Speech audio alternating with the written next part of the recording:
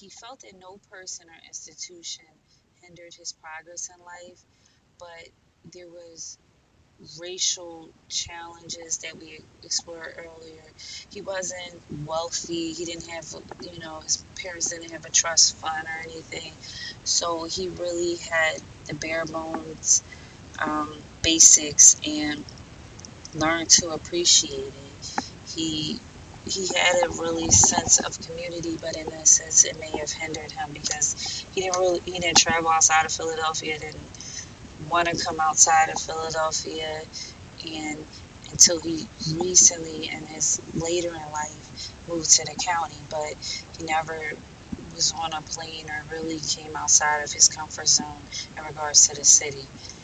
He believed that his own determination determined success. And despite whatever challenges life may have thrown at him, he kept grounding his obligations and responsibilities to himself and his faith and his community.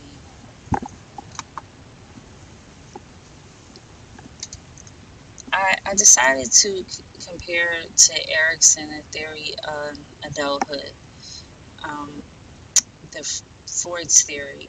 And I thought it would be interesting because Freud felt that pleasure centers on love, work, and maturing sexually. And we really look at Joel's relationship transition, and he went from being a bachelor to, with multiple women and probably, a number of experiences and just really focusing on himself into monogamy and focusing on one woman and really settling down. His view on love changed. He went from really loving his family and focusing on his immediate family, his parental figures, his siblings, to loving a child and then having another child eventually later on in life and two stepkids and really became more domestic. Um, his career, he really found pleasure in it. That's the majority of the conversation was about, or the interview was about his career and how accomplished he felt based upon it. So it is really in conjunction or on point with Freud's theory. Now, I believe that Erikson's theory and Freud's theory had some limitations because Erikson's theory is pretty general. It doesn't take into account like economic, ethnic, or any kind of racial issues. Freud's theory really is individual focused and didn't take into account environmental factors, sexual emphasis. So there really wasn't a time that you could really focus. He had a real sexual emphasis in his theory, but in Joel's situation, it really wasn't focused on a situation like the move situation we talked about earlier, or the fact that although he had pleasure in his career, it was really trying for him on a regular basis to find balance with his home life and his home obligations. What I didn't discuss earlier about his life was he really took care of his mother. He nursed her basically until she passed away. He changed his hours so he would work during the day. He would stay up all night with his mother. He moved his daughter into his house.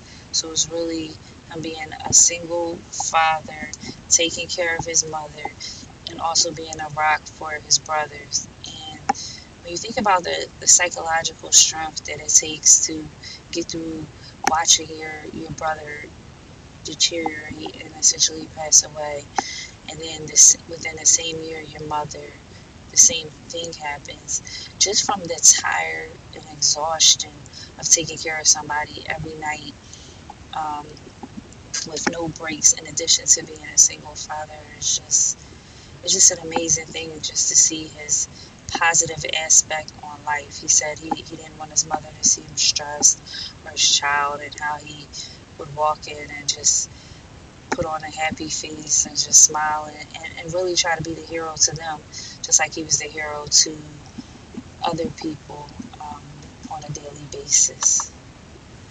My references for this project is, um, I used Connect I Am Man, which was an Ebony magazine article that talks about a man's transition from boy to man, which I found very interesting because they really he really broke apart how a man has choices in his life and how throughout those choices that he makes, it defines who he becomes. Um, which you can see with Joel, he could have fell apart with the death and really couldn't be a rock for his family, but he made the choice that he was going to focus on his career and his family, and he was going to, in a sense, quote unquote, man up and deal with the situation. And really, it gave him a positive attitude for the rest of his life. I used the Who Am I Now lifespan theory, and this just helped me to with the perspective in regards to how that development continues. And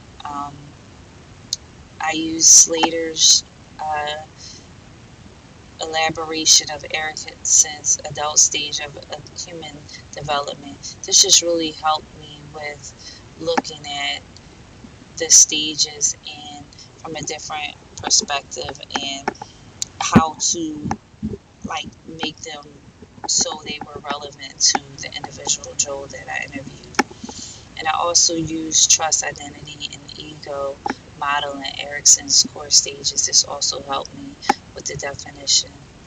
I welcome your questions, comments, and feedback in regards to this presentation. I hope you enjoyed yourself. Thank you.